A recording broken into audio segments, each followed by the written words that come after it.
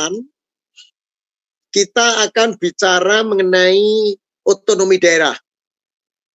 Sama seperti tadi, otonomi daerah di Indonesia, MEP 3208, 2 SKS, 1 SKS 50 menit, jadi 100 menit, jadi kira-kira 1 jam 40 menit.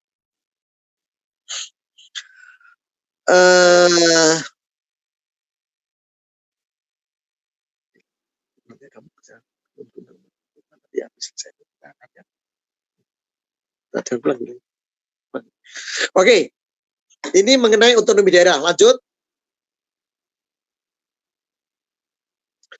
Ada 12 slide.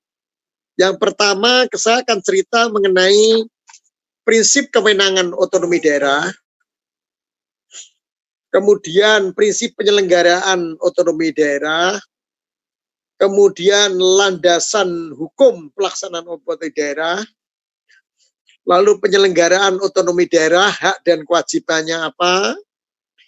Kemudian rentang otonomi daerah, ya, desentralisasi dan dekonsentrasi. Kemudian perimbangan keuangan. Nah, perimbangan keuangan otonomi daerah. Ini ada pusat dan daerah. Kemudian ada pembagian urusan pemerintahan, pusat dan daerah. Kemudian landasan hukum dari dana perimbangan keuangan daerah. Jadi ada landasan hukumnya apa. Kemudian konsep pendapatan daerah. Lalu sumber pendapatan daerah, pusat daerah. Lalu konsep dana bagi hasil. Dan kemudian konsep dana bagi hasil dalam APBN. Ya, kalau ini kita bicara fiskal sekarang. Lanjut. Saya baca saja ya. Dalam rangka penyelenggaraan pemerintahan daerah sesuai amanat Undang-Undang Dasar 45, pemerintah daerah yang mengatur dan mengurus sendiri urusan pemerintahan itu dengan menggunakan asas otonomi dan asas pembantuan. Jadi daerah itu dalam rangka otonomi, dia punya asas otonomi, tetapi dia juga harus menerapkan tugas pembantuan. Diarahkan untuk mempercepat terwujudnya kesejahteraan masyarakat melalui peningkatan pelayanan pemberdayaan dan peran serta masyarakat, serta peningkatan daya saing daerah. Jadi harapannya bisa dipercepat. Terutama masalah tadi, kita bicara growth and equity. Nah, kita di sini yang terpenting equity, yaitu pemerataan pendapatan. Jadi pemerataan pendapatan itu penting, dan itu kita bantu dengan otonomi daerah. Jadi tugas otonomi daerah itu membantu mempercepat terjadinya proses pemerataan. Dengan memperhatikan prinsip demokrasi, pemerataan, keadilan, keistimewaan, dan kekhususan suatu daerah dalam sistem negara Kesatuan Republik Indonesia. Jadi kita memperhatikan prinsip-prinsip satu daerah dengan daerah yang lain itu sama. Lanjut.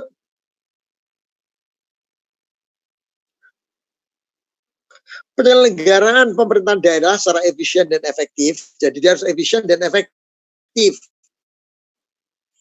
Perlu terus ditingkatkan dengan lebih memperhatikan aspek hubungan antar susunan pemerintahan dan antar pemerintah daerah, potensi dan keanekaragaman daerah, terutama peluang dan tantangannya persaingan global. Persaingan global. Jadi yang penting adalah harus dilaksanakan lebih efisien dan lebih efektif. Yang dikatakan efisien itu kalau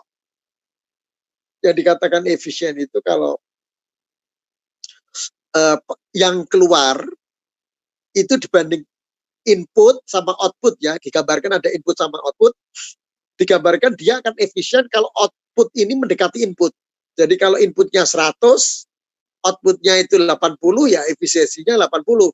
Tapi begitu outputnya lebih tinggi, dia lebih efisien dia. Nah, kalau efektif itu adalah outputnya yang ideal dan yang actual.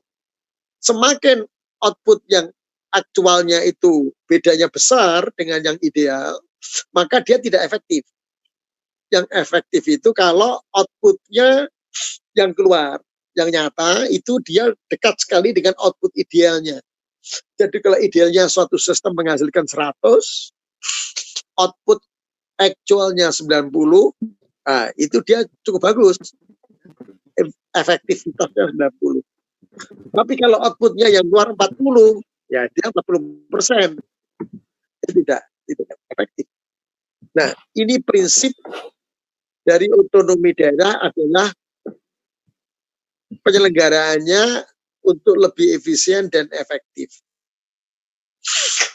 Memberikan kewenangan yang seluas-luasnya kepada daerah, disertai pemberian hak dan kewajiban penyelenggaraan otonomi. Jadi, kita berikan hak dan kewajibannya untuk daerah dalam kesatuan sistem penyelenggaraan pemerintahan negara. Ini ada yang penting satu. Yang penting satu. Bahwa ya, ini ada yang penting satu, bahwa otonomi itu bukan federal. Ini penting. Ya, otonomi bukan federal. Kalau di Amerika, itu negaranya negara federal. Indonesia negara otonomi. Kalau di Amerika menganut sebagai negara liberal, federal, kalau kita menganut sebagai negara yang mempunyai otonomi. Bedanya apa? Pertanyaannya kan begitu. Kalau federal itu seperti negara dalam negara. Ya.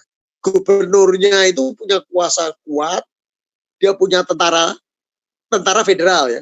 Dia punya polisi daerah, dia punya pemerintahan daerah, dia punya otonomi yang luas sekali. Jadi otonomi yang seluas-luasnya itu namanya federal. Jadi kalau yang otonomi masih ada kaitannya dengan pusat kuat, ya kuat, itu maka disebut otonomi. Jadi ini penting. Karena dulu tahun 98 pada waktu ada krisis politik, Pak Harto jatuh, tadinya krisis ekonomi 97, jadi krisis politik 98, Pak Harto jatuh, maka ada sementara kalangan yang minta Indonesia jadi federal aja, negara bagian, dipecah-pecah tiap provinsi. Nah, tapi akhirnya sesuai kesepakatan, kita tetap mengacu kepada negara kesatuan Republik Indonesia, di mana yang kita berikan otonomi, bukan federalnya. Jadi masih terikat kuat dalam negara kesatuan Republik Indonesia, otonomi kita. Tidak lepas gitu.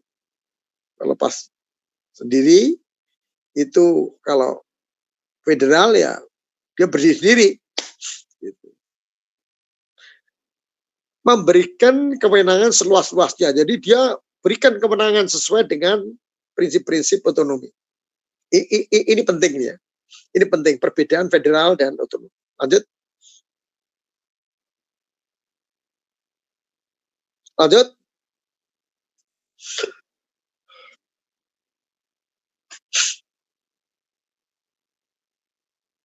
Lanjut, Hanan.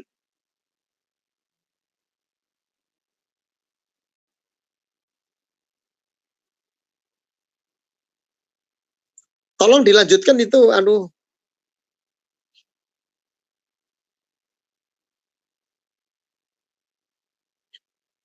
ya, landasan hukum pelaksanaan otonomi daerah. Jadi sebetulnya dalam Undang-Undang Dasar 45 itu ada pasal-pasal yang udah mengamanatkan adanya otonomi daerah. Ya. Dan kemudian tahun 98, seperti tadi saya ceritakan, itu ada TAP MPR tentang penyelenggaraan otonomi daerah. Jadi otonomi daerah itu dimulai tahun 98 dengan TAP 15 MPR tadi. Ya, yang ada itu nomor 2. Untuk amanat dilaksanakan otonomi daerah, untuk pemberdayaan daerah. Kemudian ada 2 undang-undang penting, yaitu Undang-Undang nomor 18 tahun 2001 sama Undang-Undang 21 tahun 2001 bahwa khusus untuk Papua dan khusus untuk Tangerang, Aceh, Darussalam diberikan otonomi khusus. Artinya otonomi khusus itu bahwa pembagian keuntungan untuk sumber daya alam itu besar di daerah dua tadi, yaitu daerah Tangerang, Aceh dan daerah Papua. Dengan Undang-Undang nomor 18 dan Undang-Undang nomor 18. Lalu kemudian ada lagi Undang-Undang 22, yaitu susunan kedudukan MPR, DPR. Lah ini ada lagi DPRD, DPR, DPD, dan DPR. Jadi ada DPD waktu itu. Dikembangkan adanya Dewan Perwakilan Daerah. Tidak hanya DPR saja. Tetapi karena ada otonomi itu salah satunya memberikan wakil dari daerah kepada pusat. Nah, dalam wadah yang dinamakan DPD. PP nomor 25 tahun 2000 tentang kewenangan pemerintah dan provinsi sebagai daerah otonom. Nah, ini dasar-dasar dari hukum otonomi daerah. Lanjut.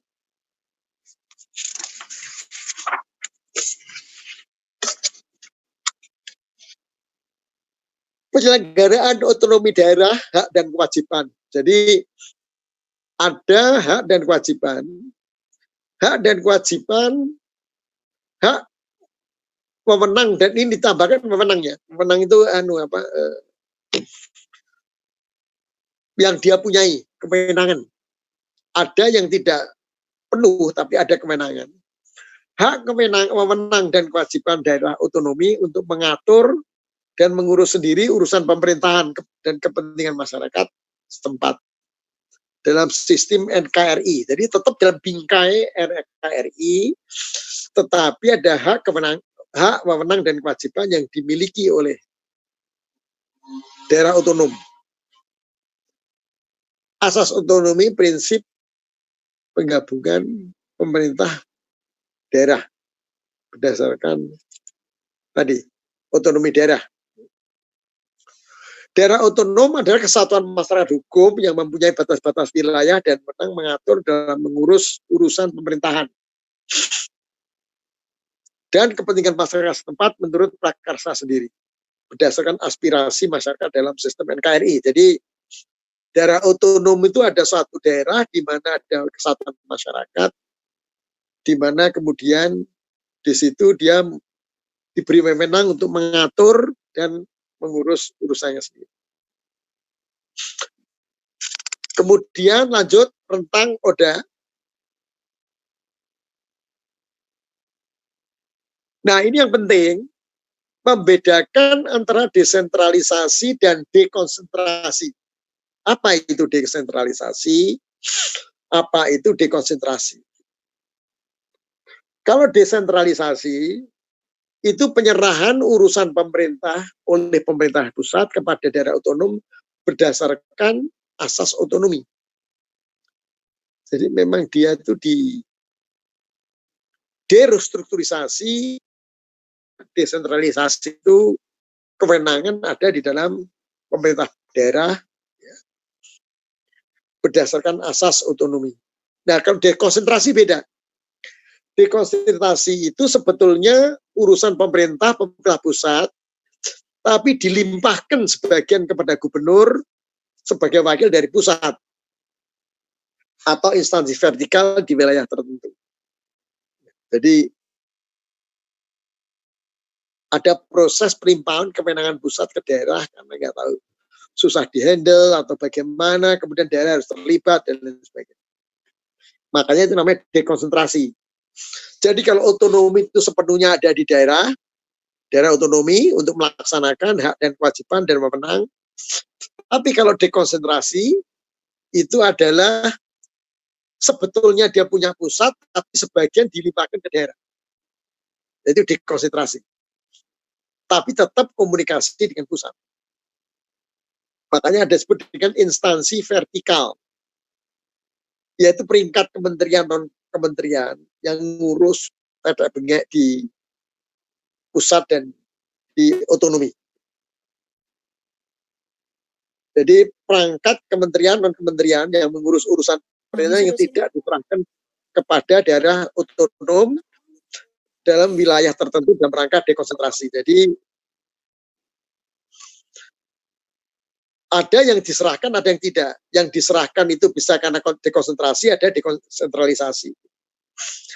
Lalu ada lagi tugas pembantuan, yaitu penugasan pemerintah pusat kepada daerah otonom untuk melaksanakan sebagian urusan masyarakat yang menjadi kewenangan pusat, untuk melaksanakan sebagian urusan yang menjadi kewenangan provinsi. Jadi kalau tugas pembantuan bisa juga daerah kota tingkat 2 atau tingkat 2 kabupaten kepada provinsi yang menjadi urusan provinsi, diserahkan ke daerah juga bisa. Tingkat 2. Lanjut.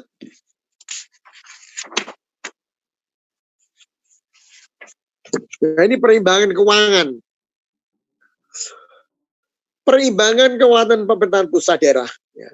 Jadi itu ada undang-undangnya nomor 33 2004. Sistem pembagian keuangan yang adil, proporsional, demokratis, transparan, efisien dalam pendanaan penyelenggaraan desentralisasi. Dengan mempertimbangkan potensi, kondisi, dan kebutuhan daerah, serta besaran pendanaan penyelenggaraan dekonsentrasi dan tugas perbantuan. Jadi ada perimbangan, ya. Jadi sudah dibagi adil antara pusat dan daerah pembagian keuangan. Lanjut. Nah, ini ada beberapa urusan yang dia tidak didekonsentrasikan, dia tidak didesentralisasikan, kemudian itu menjadi kewenangan pusat. Jadi Pemda menyelesaikan urusan pemerintahan yang menjadi kewenangan, kecuali untuk urusan pemerintahan yang oleh Undang-Undang Dasar, Undang-Undang ODA ditentukan menjadi urusan pemerintah. Nah, biasanya di sini ada 6 sektor. Politik luar negeri, politik pertahanan, keamanan, justisi dan moneter, fiskal nasional dan agama. Jadi ini 6 yang menjadi masih kewenangan pusat, urusannya pusat. Politik luar negeri, pertahanan, keamanan, justisi, moneter dan fiskal dan agama. Ini masih tangan di pusat, tidak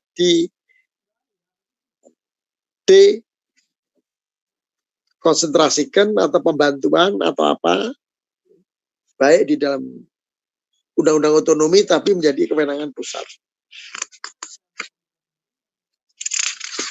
Lanjut. Ini adalah landasan hukum dari dana perimbangan ya. Kita sekarang masuk ke ekonominya. Ya, itu ada Undang-Undang Keuangan Negara, Perbendaan Negara di samping Undang-Undang Dasar itu sendiri. Lalu Undang-Undang Pemeriksaan Pengelola Tanggung Jawab Keuangan Negara. Lalu kemudian Undang-Undang Pemerintahan Daerah itu sudah diganti 3 kali.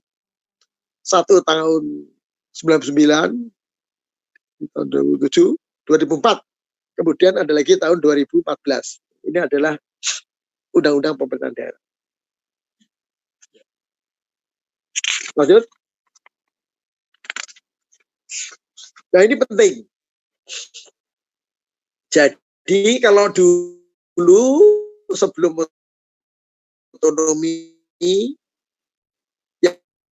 yang ada itu cuma PAD sama pendapatan lain yang sah, pendapatan daerah itu. Lalu dana alokasi khusus DAK, lalu dana alokasi umum. Ya, jadi itu diambil dari tadi porsi fiskal dari tadi pendapatan negara tadi. Diambil dia untuk dana perimbangan DAU, DAK, DPA. Nah, definisinya apa? Beda-beda pembagian ini. Lanjut.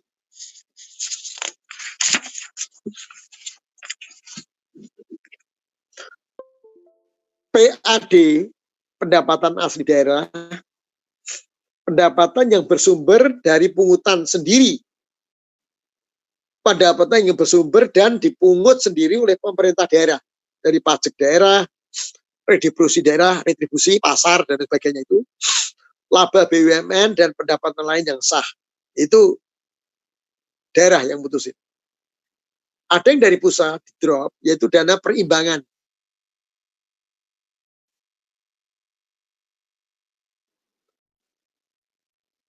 Dana perimbangan itu ada 3 ya, dana DAU, dana alokasi umum, dana alokasi khusus, dana bagi hasil.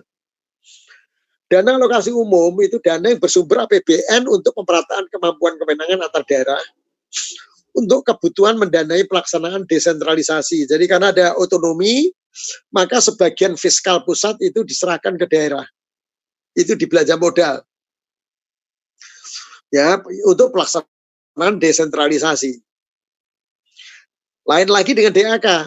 DAK itu dana alokasi khusus.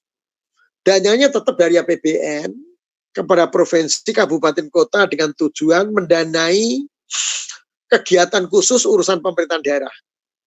Pembagian berdasarkan indeks kriteria umum dan kriteria khusus kriteria tertentu.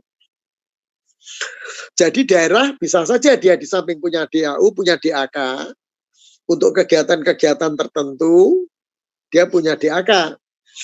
Diajukan, kemudian Menteri Keuangan melihat dari kriteria umum, kriteria khusus, dan kriteria tertentu.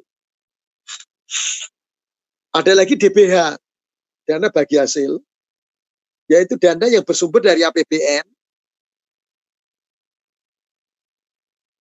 berdasarkan DBH, dana bagi hasil, pajak, dan DBH sumber daya alam. Jadi nama gue ganti nama gimana? Ini reconnecting. Reconnecting.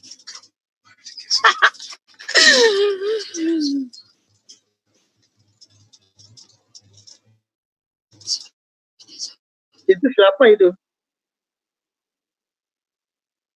Kalau bisa dilanjutkan?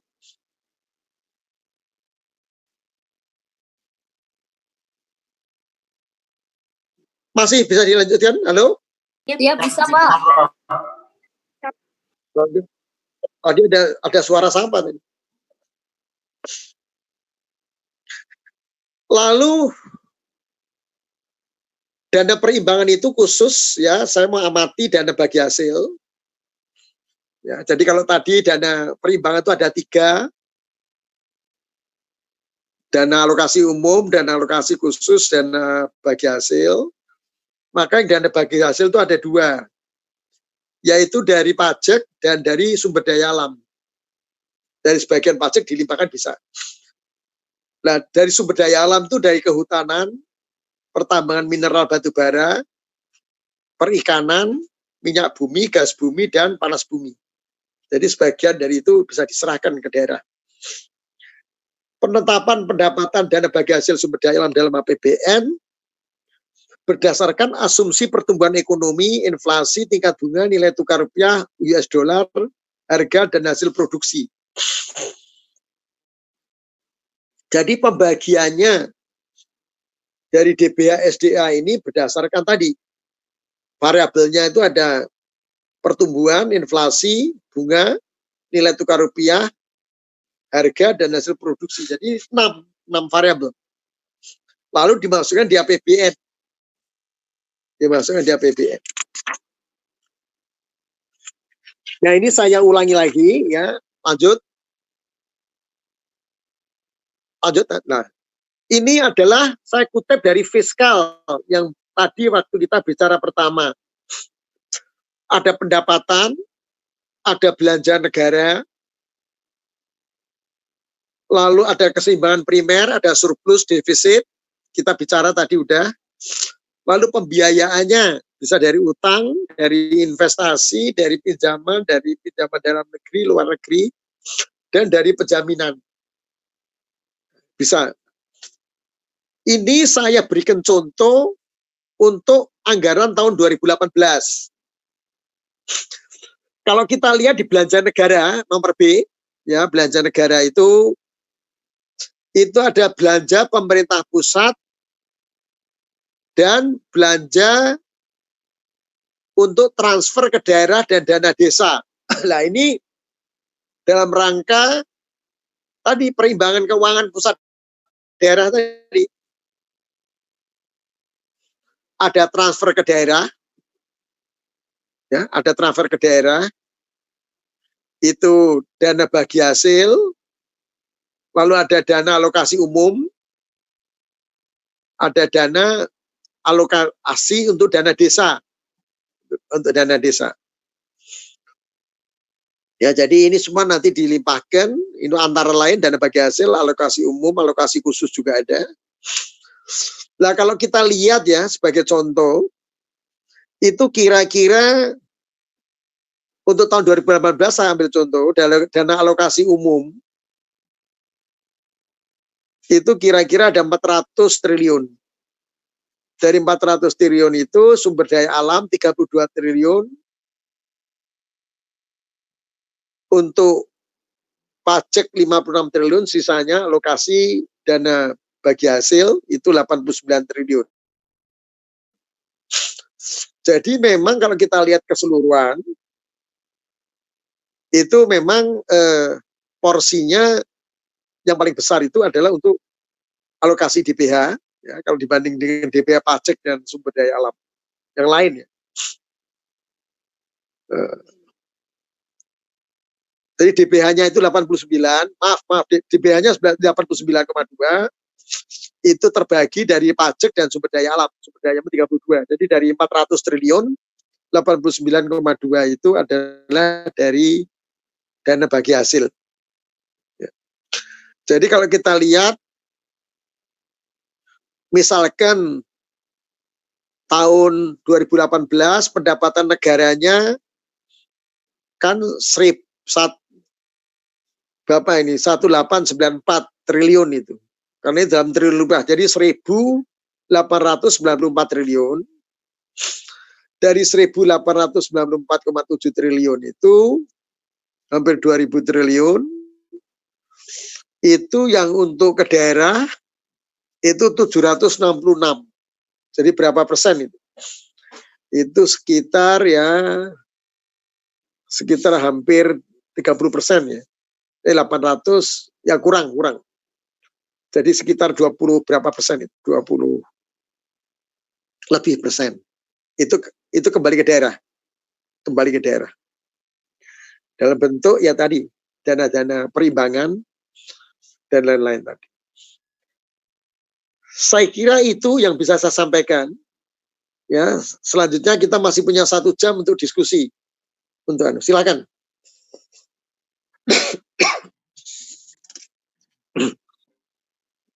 Ya. Silakan tanya. Ya, silakan Apriawan.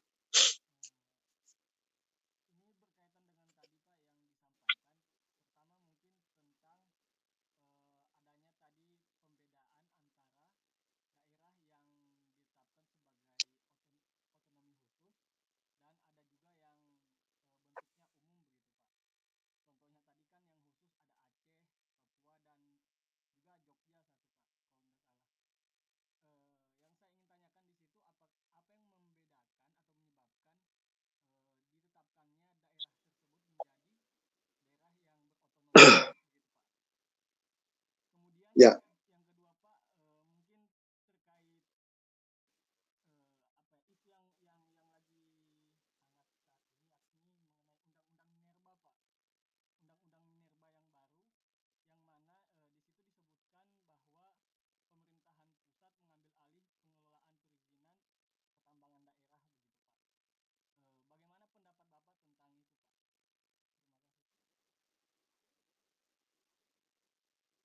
Ya.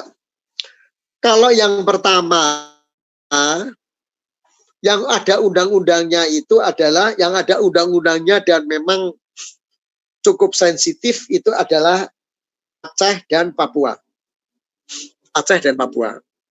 Kenapa begitu? Karena Aceh dan Papua ini kita lihat sejarahnya ya. Sejarahnya waktu undang-undang ini terbit yaitu tahun 2001. Waktu itu memang Aceh dan Papua itu punya sumber daya alam yang besar sekali. Nah, sumber daya alam yang besar sekali itu memang sebelum ada otonomi semuanya ditarik ke pusat dulu, baru dibagikan ke daerah. Nah, kalau kalian melihat tekanan besar dari Aceh dan Papua itu karena tidak usah ditutup-tutupi ya, karena memang di sana ada upaya-upaya, ya ada GAM, lalu di Papua juga ada OPM dan lain sebagainya ya. Ada. Kemudian juga kita melihat bahwa daerah ini memang daerah yang perlu dikembangkan lebih cepat karena dia punya sumber daya alam. Di Aceh itu dulu punya arun, lalu di beberapa daerah di Aceh itu ada panas bumi, lalu di beberapa daerah lagi itu ada kontrak bagi hasil yang cukup besar.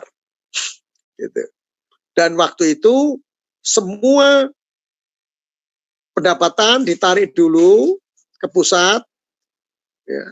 Pajak baik itu PNP, pendapatan pajak ya, maupun PNBP, pendapatan negara dari pajak, pendapatan negara bukan pajak, semua ditarik ke pusat, kemudian baru dikembalikan. Di Papua itu ada Freeport waktu itu, kemudian ada lagi Tangguh, lalu Kasuri, lalu ada beberapa lagi waktu itu konsesi minyak dan gas ya di atas, di daerah dekat Jayapura, dekat di Serui ya Bapak. Sehingga tekanan dari daerah juga cukup kuat untuk mereka bagian. Dan memang daerah itu tertinggal. Daerah itu termasuk daerah tertinggal waktu itu, dan kita perlu mempercepat untuk peningkatan pembangunan daerahnya ya. Sehingga kita waktu itu putuskan, dan ingat waktu itu tahun 2001. Tahun 2001 waktu itu tahun 97 ada krisis ekonomi. Tahun 98 Pak Harto jatuh. Kenapa Pak Harto jatuh? Karena ada krisis politik. Kemudian dalam 5 tahun itu ada 5 presiden. Pak Harto, Bapak Habibie, Gus Dur, kemudian Bu Mega, dan Pak SBY. Jadi kalau kita lihat waktu itu 2000 kita masih membenahi ekonomi, tapi juga membenahi politik. Nah, di dalam pembenahan politik, waktu itu salah satunya yang kita perlukan adalah untuk Aceh dan Papua, supaya mereka tetap di dalam negara kesatuan Republik Indonesia. Dan bagiannya, otonomi khusus di sini penting bahwa bagiannya itu lebih besar dari otonomi yang biasa. Ya, jadi dana bagi hasilnya itu lebih besar.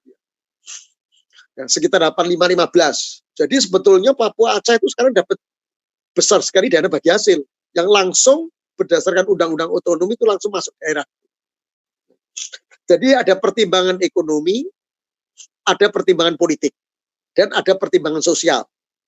Ya, itu. Jadi pertimbangan ekonominya karena di situ ada daerah-daerah di mana penghasil sumber daya alam, terutama pertambangan dan energi.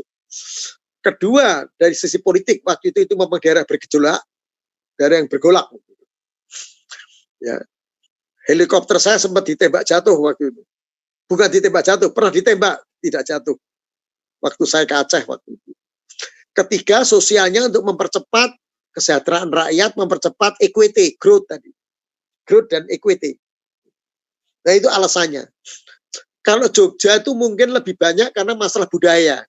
Karena masalah budaya, mereka diberikan otonomi. Lalu untuk undang-undang minerba, bahwa pengelolaan daerah itu ditarik ke pusat, itu memang masih perlu dijabarkan karena yang ada undang-undangnya. Ya, dan undang-undang ini masih belum ada peraturan di bawahnya. Ingat tadi di awal dari kuliah saya katakan tugas pemerintah pusat apa? Ada 4 kan? 1, ya dia buat undang-undang, sudah diselesaikan undang-undang minerba yang baru. 2, buat peraturan perundang-undangannya, yaitu peraturan di bawahnya. 3, itu adalah pembinaan. 4, pengawasan. Nah, itu tugas pemerintah. Nah, pada waktu undang-undang minerba baru dibuat, itu hanya disebutkan bahwa kontrak itu adalah urusan pusat. Tapi kontrak yang mana? Karena di dalam undang-undang minerba, di dalam pertambangan dan energi itu, kontrak itu ada 4. Ada kontrak karya, yang memang itu udah di pusat. Ada PKP 2B, ya, kerjasama antara pemerintah pusat dengan kontraktor pertambangan dan batu bara. 3, itu izin, namanya IUP, izin usaha pertambangan. Itu ada 2, izin usaha pertambangan eksplorasi produksi dan izin usaha pertambangan untuk izin untuk eksplorasi saja dan untuk produksi. Jadi IUP eksplorasi, IUP produksi. Nah, yang 4-4-nya ini yang mana mau ditarik ke pusat, yang memang PKP 2B dan kontrak karya itu sudah pusat. Yang IUP itu masih IUP eksplorasi dan IUP produksi itu masih daerah. Kita ingin tahu di dalam peraturan perundang-undangannya yang sudah selesai undang-undang, tapi belum jelas karena belum dibuat turunannya. Jadi kita mesti sabar dulu. Kita pengen tahu di dalam aturan nanti perundang-undangan di bawahnya, ya, tidak undang-undangnya tapi PP-nya, Perpresnya, Kepresnya, itu bunyinya seperti apa. Ya, jadi terlalu pagi bagi saya untuk memberikan komentar karena memang undang-undang turunannya itu belum selesai, belum ada. Kemarin kan baru di gedok oleh DPR, tapi kan belum disahkan karena untuk pengesahannya itu dilakukan oleh Presiden. Ya, jadi yang pertanyaan kedua ini mungkin kita tunggu dulu aturannya yang benar kayak apa nih, aturan perundang-undangan. Kalau saya bilang aturan perundang-undangan itu ya peraturan di bawah undang-undang, PP-nya, Perpresnya, Kepresnya, Permennya, Kepmennya dan lain sebagainya itu sebentar. Ya, itu. Apriawan, masih belum jelas? Ya, jadi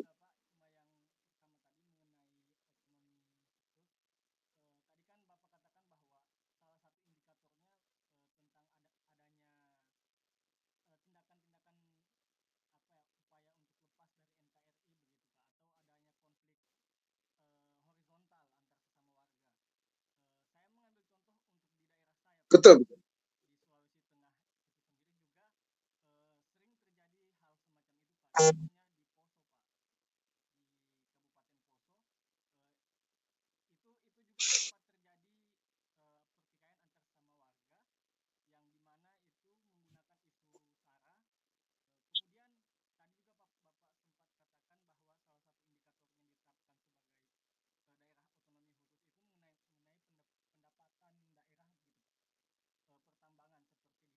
Ya,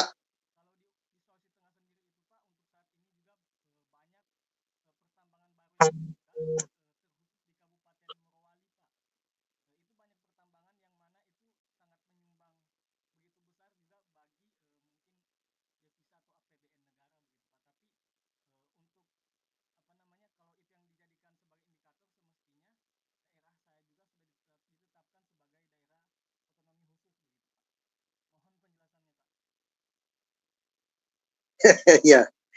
Memang, nah ini ya, makanya kembali kepada 2 prinsip yang dari awal ditekankan. Sejak semula ada 2 school of thought, ada 2 cara berpikir. Cara berpikir yang pertama, negara kita, Negara Kesatuan Republik Indonesia, itu menganut prinsip federal. Ya, saya buka saja. Yang minta prinsip federal dulu itu namanya Pak Amin Rais. Kita tidak setuju federal Karena bagaimanapun kita adalah negara kesatuan Republik Indonesia, di mana daerah itu harus terkait tetap ke pusat, hanya beberapa saja yang akan nanti diotonomikan, ya, yang diotonomikan. Jadi politik luar negeri, pertahanan, keamanan, justisi, moneter, fiskal, nasional, agama. 6 itu pusat. Nah, kalau daerahnya hati-hati, di daerah kalian yang ada Morowali dan lain sebagainya,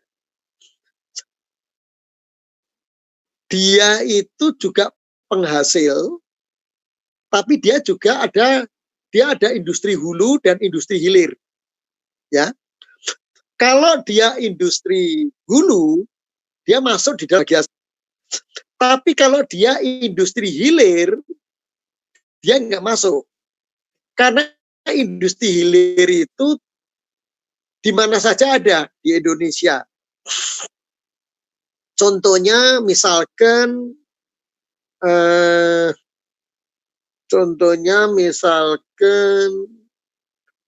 di daerah di mana dia ada industri tapi dia nggak punya industri sektor primernya. Ya, jadi kalau di Morowali itu ada nikelnya, nah, apakah Morowali memproduksi nikel? Dia memproduksi produk nikel, industri sekunder. Jadi kalau dari segi ekonomi itu bisa dilihat ini industri primer atau industri sekunder. Dia sektor real, sektor primer atau sektor sekunder.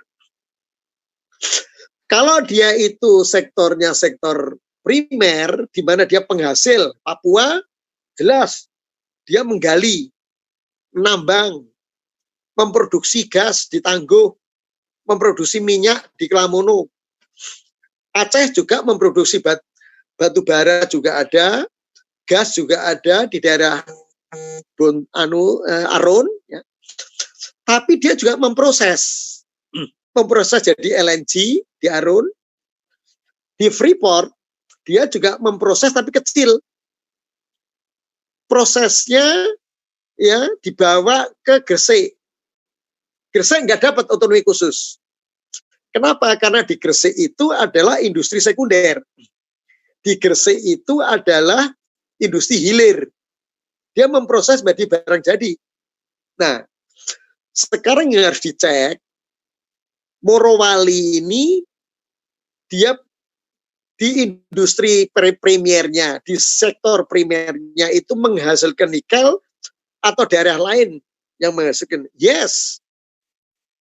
Daerah Morowali menghasilkan nikel. Oke. Kalau menghasilkan nikel, kemudian seberapa besar dan kontribusinya sebesar-besar untuk daerah. Dia pasti dapat dana bagi hasil. Dia pasti dapat dana bagi hasil.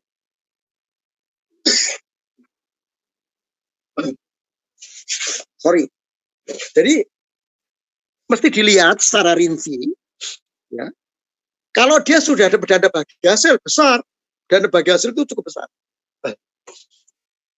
Nah, memang kalau di Papua dan di Aceh itu sumber daya alamnya banyak. Di sana ada pertambangan, ada gas, ada minyak, kemudian dia ada air di Membramo, ya. Kemudian kalau di Aceh dia ada gas, dia ada sumber daya alam lain, hutan, kemudian ada minyak dan gas, ada batu bara, sehingga memang kalau dikumpulkan itu besar sekali. Jadi yang saya ingin tanyakan, yang saya ingin sampaikan, mesti dicek dulu. Morowali itu industri hilir atau industri hulu yang berkembang. Kalau hulu dia udah dapat pasti dana bagi hasil. DBH dia pasti udah dapat, masuk undang-undang DBH.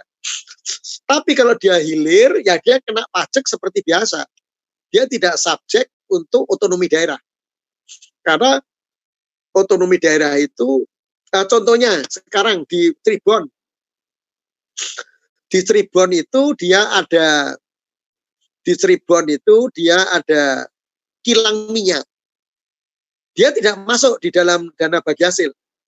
Karena kilang minyak itu dia dapat minyaknya bukan dari Cirebon, dari Sumatera.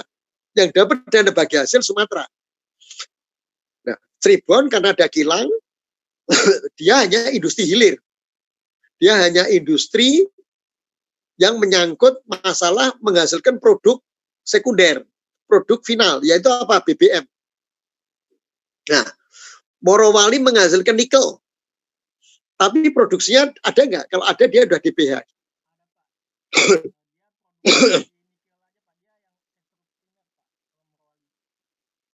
Nah, kalau sektor primer, itu apakah di daerah situ tuh hanya cukup primer atau ada energi yang lain gitu? Hanya nikel saja.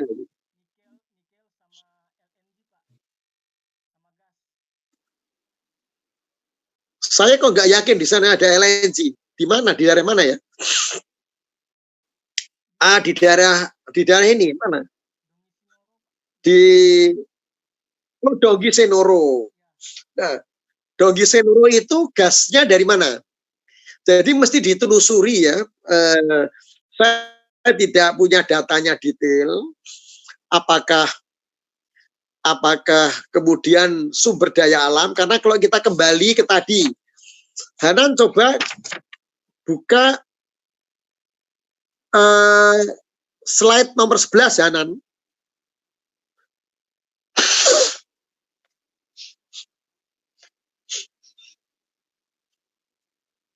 11.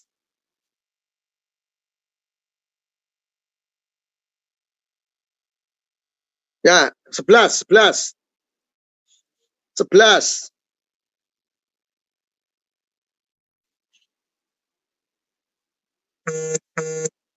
Bukan. Oh, sorry. 11 sebelum ini. Yang ini 12 ini sebetulnya. 11 sebelum ini.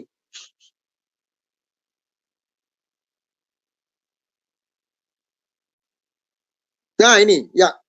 Kalau kita lihat ya, itu kehutanan, pertambangan mineral, batu bara, perikanan, minyak bumi, gas bumi, dan panas bumi. Satu, kita bicara dari, tadi saya katakan ya, kalau Papua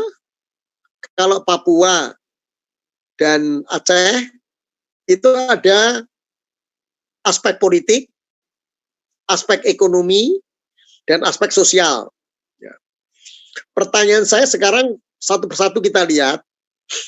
Di aspek ekonomi, misalkan tadi dikatakan ada Donggi Senoro, ada nikel. Nah, apakah dari nikel dan dari gas ini sudah cukup memberikan kontribusi DPH? Ya, jadi dana bagisannya sudah dapat berapa?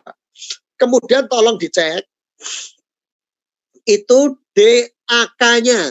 Apakah provinsi kalian juga dapat dana alokasi khusus? Ya, karena untuk tujuan tertentu, tujuan untuk misalkan di daerah tersebut bisa mendapatkan hasil-hasil dari proyek-proyek khusus kayak smelter di Morowali. Nah, itu pemerintah memberikan tadi yang dinamakan dana alokasi khusus. Karena ada untuk tujuan tertentu, maka dia apakah sudah cukup dengan dana alokasi khusus atau belum? Nah, kemudian dari sisi politik bagaimana? Ya, karena kalau dulu terus terang Aceh dan Papua suhunya tinggi sekali.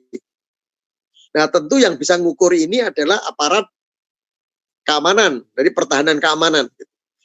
Jadi waktu diputuskan Aceh dan Papua, itu dia mempertimbangkan aspek ekonomi, mempertimbangkan aspek politik, mempertimbangkan juga aspek sosial.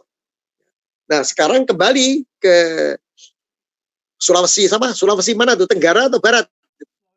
Tenggara ya? Tengah ya. Kita lihat, mesti di Sulawesi Tengah itu situasi ekonominya, lalu situasi politiknya dan situasi sosialnya.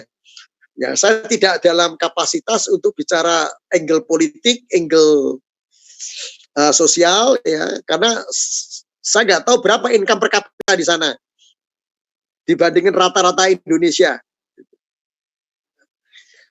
Lalu kemudian dari sisi politik, seberapa masalah politiknya tuh berkembang, bergejolak. Kemudian juga masalah ekonomi. Nah, masalah ekonomi itu ada lebih luas lagi.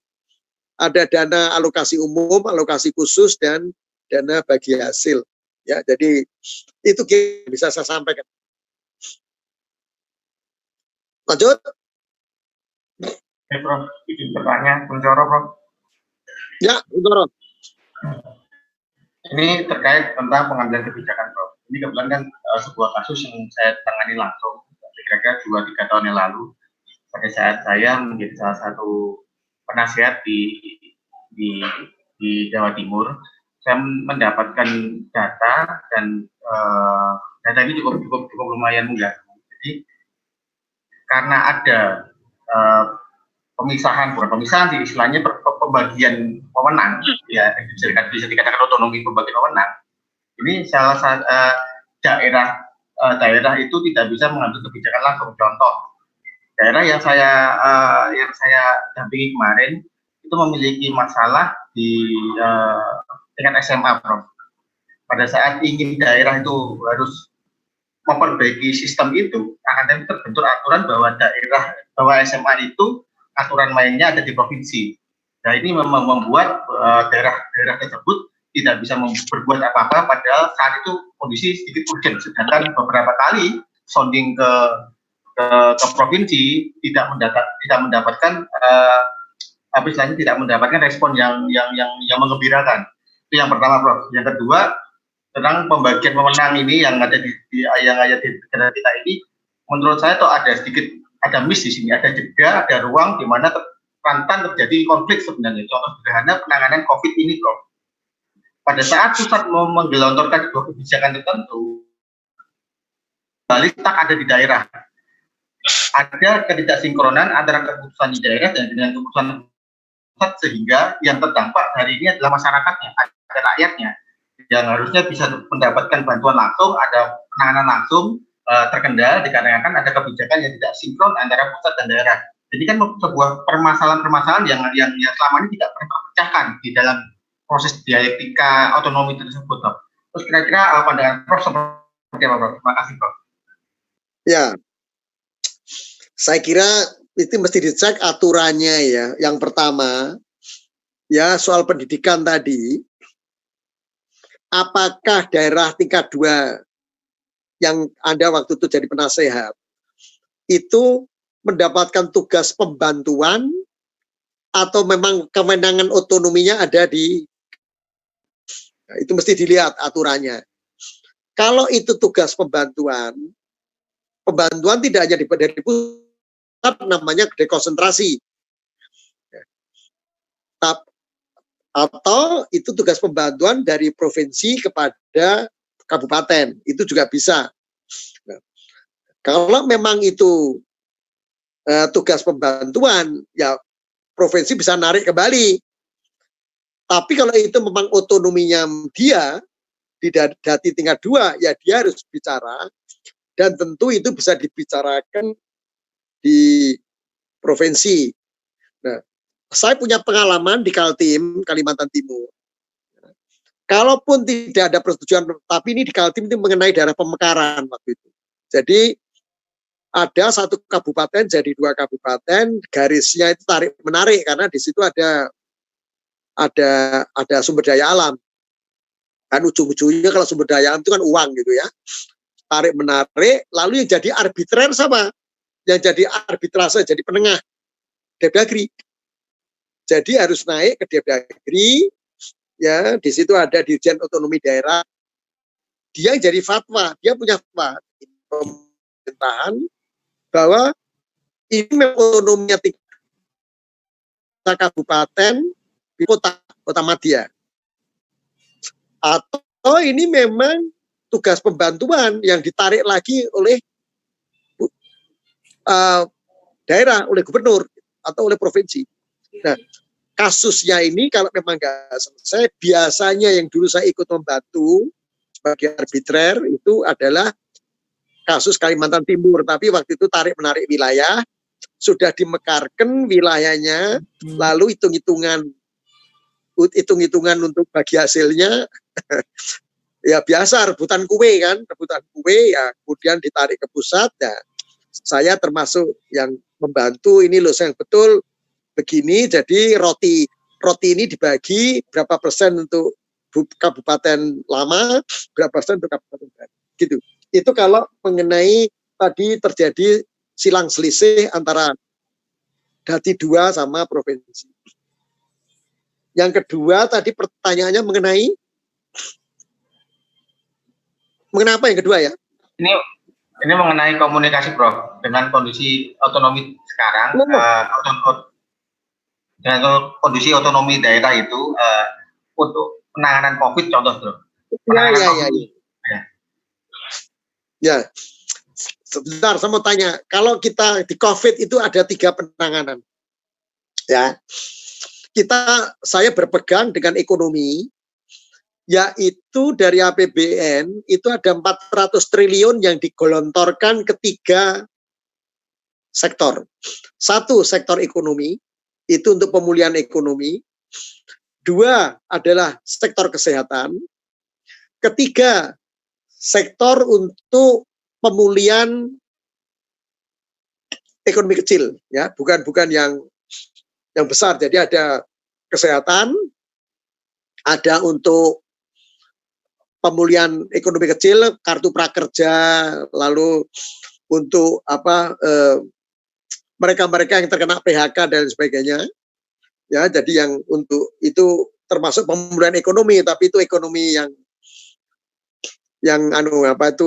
termasuk koperasi dan UKM tadi, atau yang termasuk besar, departemen perindustrian yang gede-gede gitu. Nah, pertanyaannya memang kadang-kadang terjadi waktu ke bawah, ya. Jadi yang kesehatan, lalu yang untuk kartu prakerja, untuk pembagian kartu sosial dan lain sebagainya, memang kadang-kadang terjadi dalam pelaksanaannya. Kan begini, di ilmu manajemen itu ada manajemen strategik yang paling atas, ada manajemen taktis di tengah, dan manajemen operasional di bawah. Ya, kadang-kadang memang instruksi yang dari atas itu nggak nyambung di bawah, nggak nyambung di bawahnya lagi. Contohnya begini, di atas dibilang instruksinya A, mestinya yang ditaktis. Kalau keputusan strategisnya itu bilang A, keputusan taktisnya itu dia harus bilang A plus B. Kemudian keputusan operasionalnya harus bilang A plus B plus C. Nah, kadang-kadang kan seperti yang Apriawan saya tanyakan, kan kadang-kadang belok nih, ya kan? Loh, kok enggak yang A kok enggak jadi AB, yang A jadi BC, BC yang masuk lagi ke sini jadi DEF. Memang dalam koordinasi itu sering terjadi di operasional. Enggak hanya waktu ada pandemi. Di keadaan normal pun dulu juga begitu. Ya itu makanya dulu ada yang namanya KIS. Ya, koordinasi, sinkronisasi, ya, sinergi antara vertikal manajemen itu harus baik, gitu. Karena itu terjadi, ya, sering terjadi. Jadi di taktis, di operasional dan di strategik itu terjadi. Saya tidak menutup kemungkinan itu, mungkin itu. Ya, lainnya?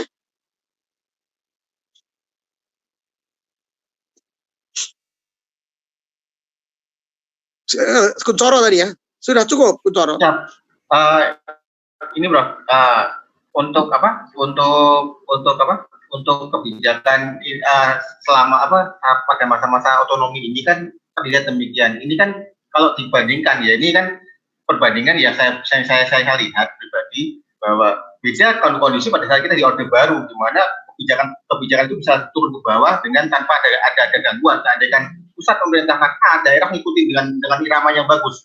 Tapi dengan kondisi sekarang, jika ada kebijakan yang tidak sesuai dengan daerah, intinya secara politis, kebijakan daerah ini nggak cocok nih dengan kebijakan di atas.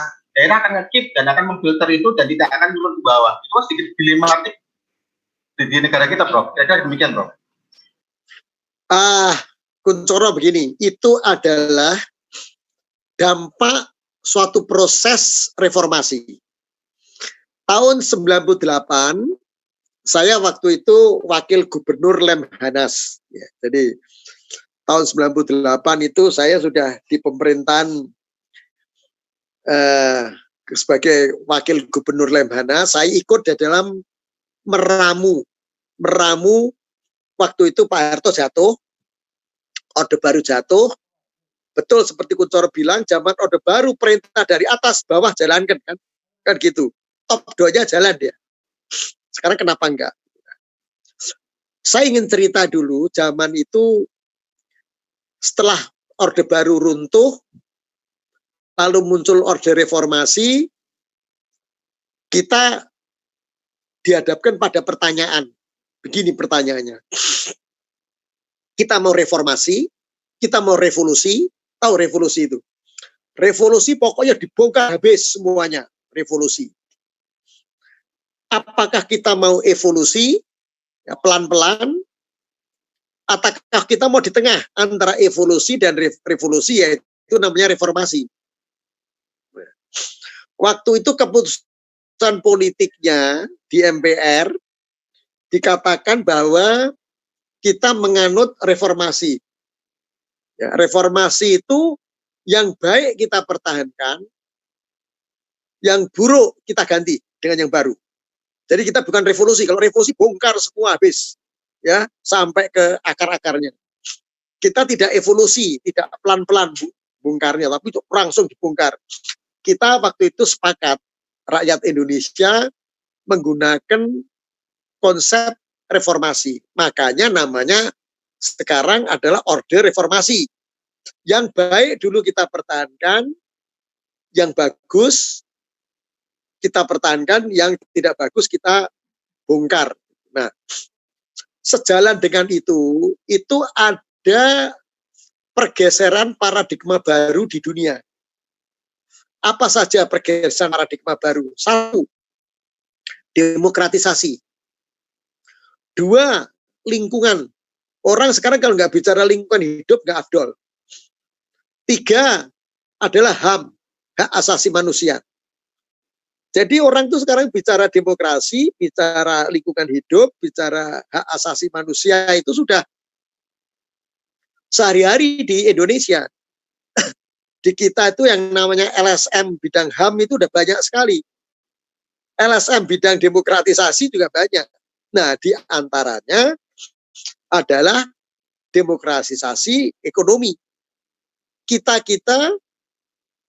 hidup, saya ya, nggak tahu kalau Kuncoro ini hidup di zaman Orde Baru dulu, umur kamu berapa dulu? Umur kamu berapa dulu? Masih SD, Bro. Saya waktu Orde Baru sudah jadi wakil gubernur Lemhanas, saya hidup di 2 zaman. Waktu Orde Lama saya masih SD. Tapi waktu Orde Baru, saya sudah wakil gubernur Lemhanas, saya menyaksikan perubahan ke era reformasi begitu. Jadi ini kalau saya bilang, ini ekses dari demokratisasi ekonomi. Tapi sebagai generasi muda, sebagai generasi baru, Anda nggak boleh pesimis. Proses itu sekarang berarti udah berlangsung 20 tahun kan. Kan sejak zaman Gus Dur. Gus Dur itu mulai jadi presiden tahun 99. Nah, itu ada proses reformasi sampai sekarang. Kalau memang dilihat masih ada kekurangan-kekurangan, ya itu sesuatu yang harus kita perbaiki. Termasuk demokrasi ekonomi gitu. Saya mau tanya, dulu apa ada yang berani diandirikan LSM itu gak ada berani zaman Pak Harto dulu kan. Gitu. Dulu kan ada namanya peristiwa Semanggi. Kalau masih Orde Baru, gak ada Universitas Pertahanan.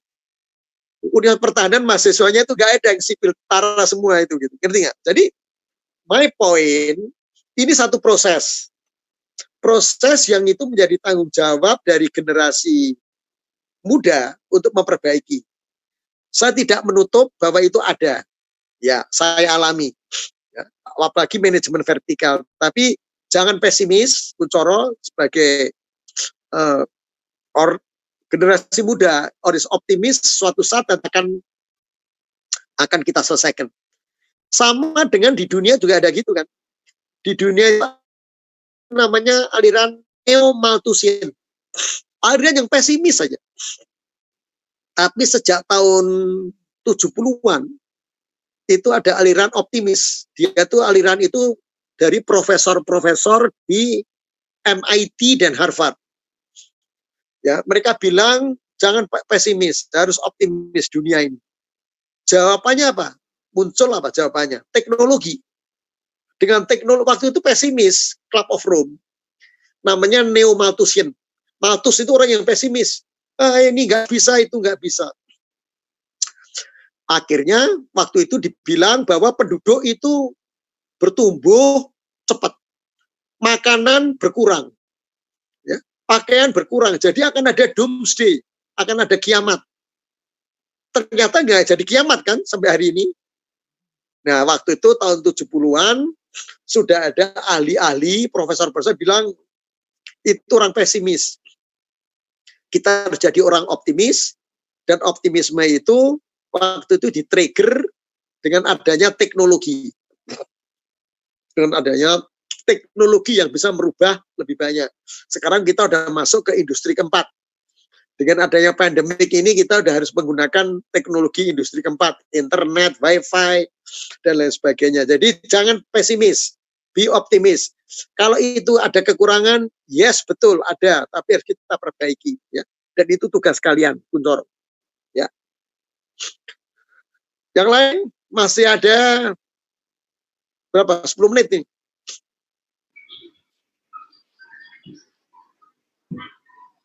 Gak ada. Udah cukup atau gimana? Yang lain? Prof, izin bertanya lagi, Prof. Siapa ini? Kunchoro? Iya. Ya, silakan, silakan. Ini di luar konteks, Prof. Prof, kapan kira-kira saya bisa bimbingan, Prof? Kebetulan, Prof, pembimbing saya, Prof, di tesis, Prof. Terima kasih, Prof. Mungkin kapan saya bisa bimbingan ke Prof? Soalnya kan, Prof, pembimbing saya, Prof. Terima kasih. Saya belum terima keputusan kalau saya pembimbingnya Kunchoro. Tapi mesti dicek kepada kaprodinya siapa itu, Pak siapa itu? Pak Supandi. Pak Supandi, betul. Jadi tanya, yang penting sekarang you punya buku saya nggak yang merah, Perekonomian Indonesia? Punya, Prof, ada. Nah, itu dibaca saja. Tapi buku itu memang berhenti sampai pemerintahan, tidak termasuk pemerintahan yang sekarang. Jadi waktu itu dibuatkan perekonomian selalu bergulir. Jadi Kunchoro, saya belum terima memang keputusan saya bimbing siapa, tapi itu mungkin masih di Pak Supandi, tolong dicek ke Pak Supandi, ya. Siap, Prof. Saya selalu senang kumpul dengan generasi muda, karena kalian itu adalah nanti yang akan memikul tanggung jawab Indonesia di masa depan. Silakan yang lain. Prof, izin bertanya, Prof. Ya, siapa? Dari Prima, Prof. Boleh. Prima Robi.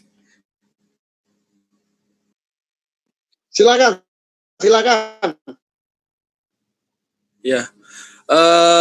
Begini, Pak. Kemarin kan terkait dengan otonomi daerah juga terkait dengan masalah penerimaan pajak. Nah, ya. Jadi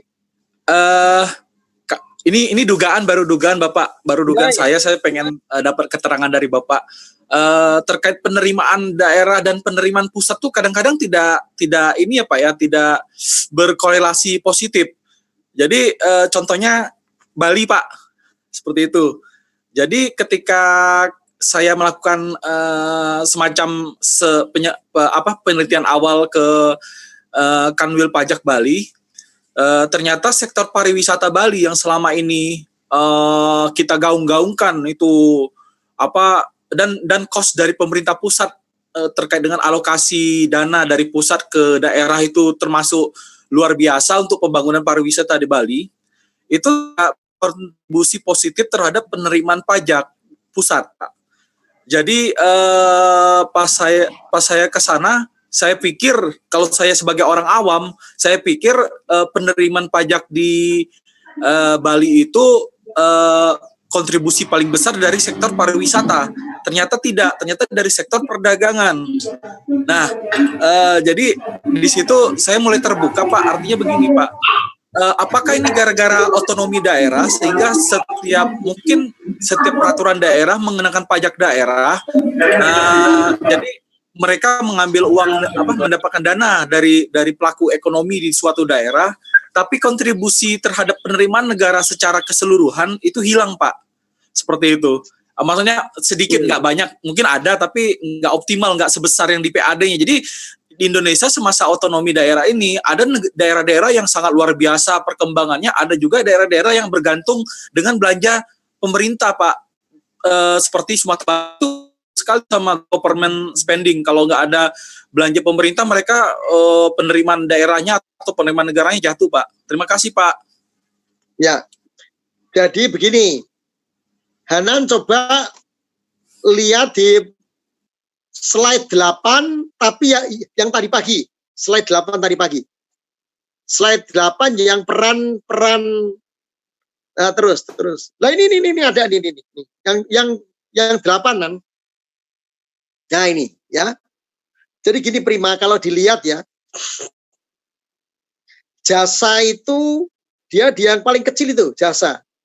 Itu ada jasa lain, jasa perusahaan, jasa kesehatan, lalu jasa penyediaan listrik, air, dan lain sebagainya. Jadi memang kalau dilihat, sektor jasa itu kontribusi terhadap PDB kecil. Nah, masalahnya di Bali sektor pariwisatanya itu yang mana ini? Ini kan dia sektor jasa ini. Kecuali dia masuk ke sektor sekunder ya. Di sektor sekunder itu kan ada jasa keuangan, administrasi, pemerintahan, akomodasi itu. Tapi kalau yang jasa-jasa itu memang kecil gitu. Walaupun kalau orang hitung pariwisata, devisanya besar.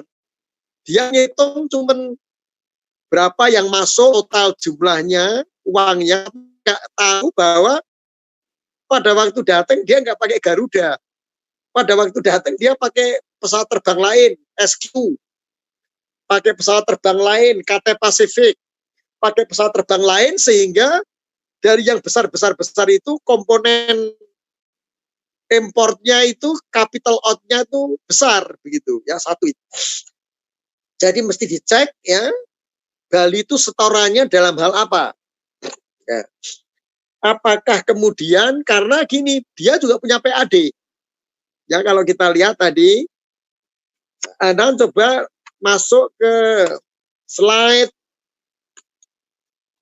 9 yang sekarang ini, yang ODA.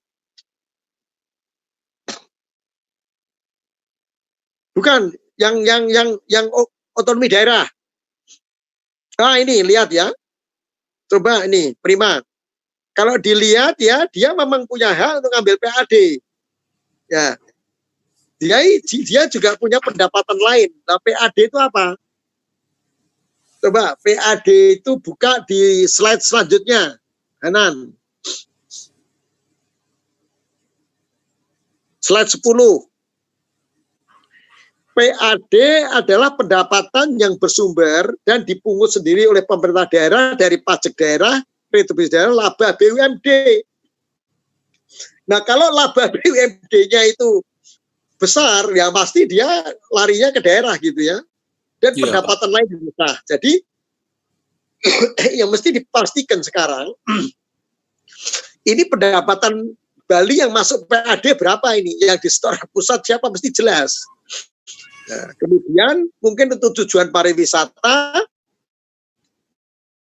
dia nuntut DAK. Ya dia juga nuntut DAK juga gitu. Iya. Dan pusat kan mikir, wah ini untuk khusus DAK. Jadi kalau dilihat kemudian bulat yang masuk ke Bali besar. Karena orang itu memang kalau dari luar dia kadang-kadang nggak tahu Indonesia, taunya Bali. Dan pemerintah pusat berpikir bahwa Bali harus tetap dijaga sebagai daerah pariwisata. Nah, saya kira yang tahu ini persis detail itu waktu kelihatan di PAD, kelihatan di nanti di APBN-nya. Ya, jadi saya belum bisa menjudge karena datanya mesti jelas. Ya, kalau ada datanya lebih baik lagi. Ya. Mohon izin, Prof. Ya, berarti secara konsep. Halo, Prof. Ya, silakan. Ya, berarti secara konsep banyak kita pengen tahu apakah belanja pemerintah pusat misalnya melalui DAK tadi itu ternyata tidak pengen meneliti bahwa itu tidak berkontribusi positif terhadap penerimaan gitu, seperti apa ya, membandingkan belanja DAK ke Bali, tapi justru misalnya hanya menguntungkan penerimaan daerah tapi tidak berkontribusi positif ke penerimaan negara pusat, negara gitu. Bisa nggak, Prof, kayak begitu, Prof, kita melakukan penelitiannya? Bisa. Jadi kalau mau begitu, maka metode yang digunakan itu, Hanan coba lihat slide yang paling akhir mengenai multiplier effect, Hanan. Slide 12. Enggak, 12 di peran sektorial. Bukan ini. 12 yang satunya.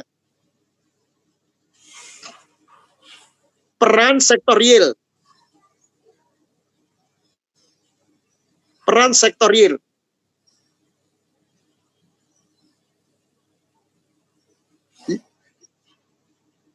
Bukan, ya terus. Enggak, ke depan, yang peran pelaku tadi, peran dan pelaku. Ya, ini betul. Ini. Coba kalau dilihat ya, kita bisa mengat ke drop duit kan. Yang mau, kalian kan maunya gitu kan, ini ke drop duit, efeknya ada nggak? Di biru. Biru itu di Bali. Jadi ada merah, ada biru. Ya, kita pengen tahu forward linkage-nya ini jalan nggak? Nah, kalau memang begitu, itu ada model. Model ini kalau mau dilakukan secara sederhana, yaitu pakai model input-output. Pernah dengar nggak? Model input-output, ya. Nah, dari model input-output itu kelihatan. Yang diinjeksi di merah, kalau sampai ke biru, multiplier efeknya kelihatan nggak? Efek penggandaan, ya, efek penggandaan itu multiplier efek, di atas itu ada, yang merah itu. Ya, jadi kalau saya pengen tahu pusat udah ngedrop uang berapa, di biru itu ada uang berapa, kemudian dia bermanfaat tidak. Nah, itu dia pakai namanya input-output. Di input-output itu biasa dipakai, ya, BPS pakai itu, Badan Pusat Statistik, BPS. Nah, kalau saya menyarankan untuk tingkat S2 itu nggak usah mulu, karena begini, kalau bicara input-output itu kita bicara matriks. Matriksnya itu kalau S2 nggak usah yang kayak S3. Kalau S3 itu matriksnya bisa 100 kali 100 begitu. Tahu kan matriks? Tahu matriks ya? Matriks tahu, Pak. Ya, jadi matriksnya itu kalau untuk S2 cukup misalkan 5 kali 5. Yang penting tahu persis maksud dan tujuan menggunakan matriks input-output untuk menghitung dampak dari suatu sumber, ya, dari situ merah kepada biru. Forward linkage-nya itu ada enggak? Karena kalau seperti teorinya tadi, Prima mengatakan bahwa kamu Prima kan ya, namanya? Pak. Seperti Prima katakan, kalau nggak ada dampaknya, berarti kalau dihitung pakai matriks, multiplier efeknya itu kecil, forward linkage-nya. Berarti ketahuan dari perhitungan matriks, forward linkage-nya itu besar atau kecil. Bisa diteliti itu, bisa. Ya, tapi tentu harus dapat datanya dulu. Dapat datanya dulu. Jadi dari data di merah dikumpulkan berapa yang masuk ke Bali, lalu di Bali biru ada berapa, lalu kita hitung matriksnya, ketahuan efeknya. Oh, ternyata efeknya kecil. Oh, ternyata efeknya besar. Nah, itu ketahuan dari situ. Ketahuan itu. Ya, itu namanya input output. Input output. Siap. Input output model input output.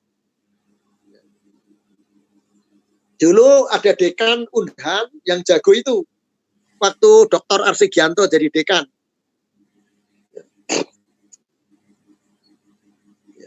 Mungkin Pak ini juga tahu ahli itu si siapa. Ada beberapa di Unhan saya yakin dia tahu mengenai metodologi input output itu.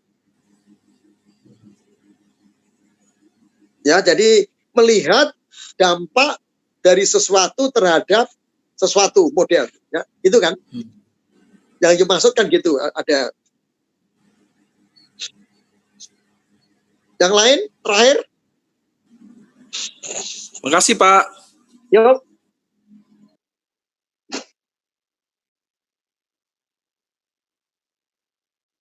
Kalau nggak ada lagi yang tanya, saya punya tugas untuk kalian supaya ini untuk memperdalam, untuk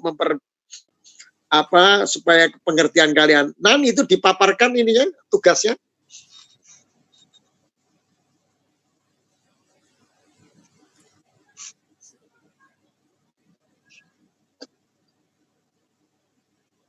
Nah, ini tugasnya. Ya. Tugasnya ada 20. Di mana dari tugas 20 itu dari tugas 20 itu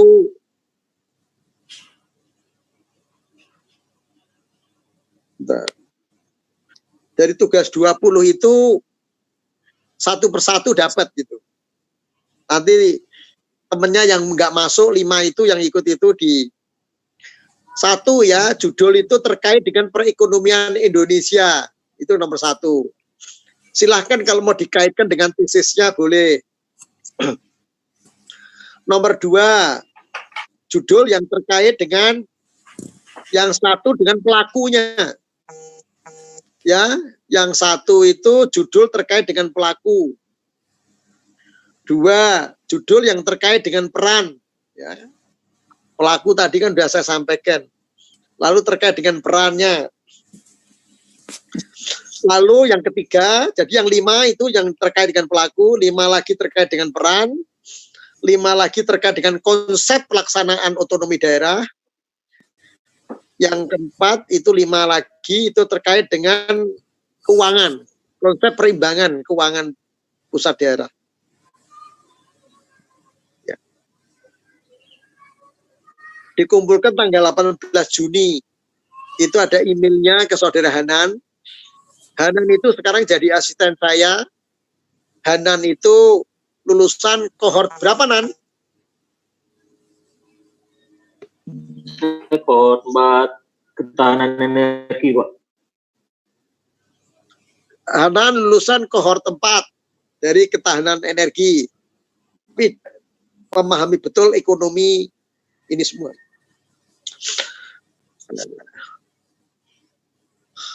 Ada pertanyaan? Jadi ada yang judul terkait pelaku itu ada 5. Peluang, tantangan, peran investasi luar negeri, foreign direct investment, UMKM.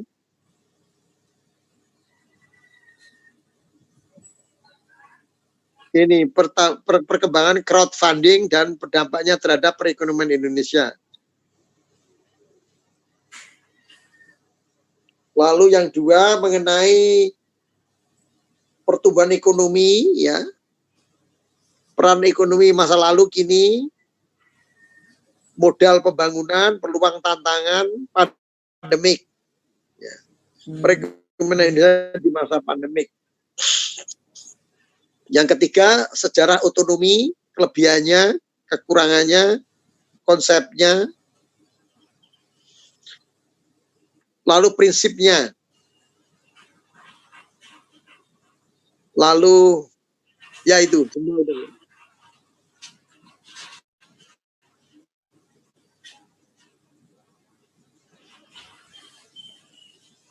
Oke, ada pertanyaan nggak?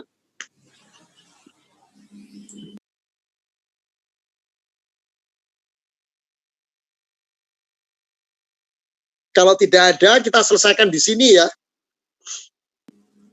Siap, Prof. Ya oke, kalau gitu kita selesaikan di sini. Terima kasih, sampai Siap, Prof. ketemu lagi di lain Ya, kesempatan. terima kasih Pak. Ya, Prof. Terima kasih, Prof. Terima kasih Bro. Semoga selalu sehat Pak. Iya. Terima kasih, terima kasih, terima kasih. Makasih banyak, Prof.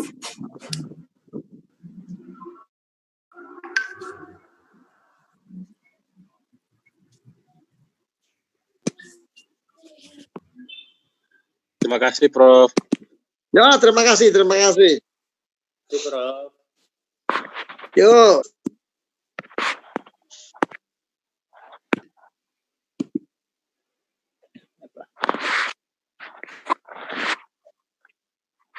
Gimana,